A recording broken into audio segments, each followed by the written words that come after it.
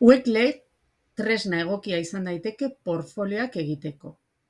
Wakelet.com sartuko gara eta erregistro egingo dugu botoi honetan emanda. Gure posta elektronikoa aukeratu eta ez ahaztu sarrera ontzian esteka emanda erregistroa egiaztatzea. Wakelet sartuko gara eta lehenengo eta behin gure e-portfolioa egiteko bilduma berri bat sortu beharko dugu.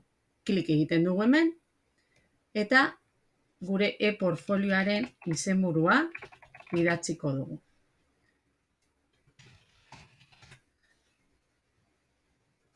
Atzeko plano bat edo portada bat gehitu aldugu.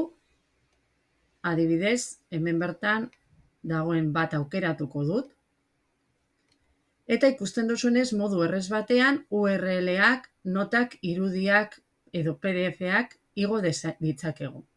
Adibidez, izenburu bat jarriko dut edo nota bat.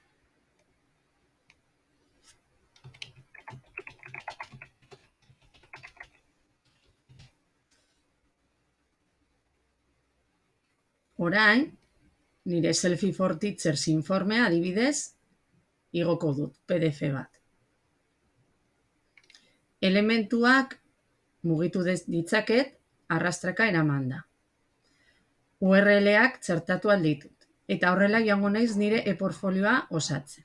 Amaituta dagoenean, etxe botoian eman, eta publikatzeko goiko konpartir botoian klikatuko dut, bilduma publikatu eta horrela esteka izango dut eskura. Berriro, editatu nahi badut, botoi honetan emango dut.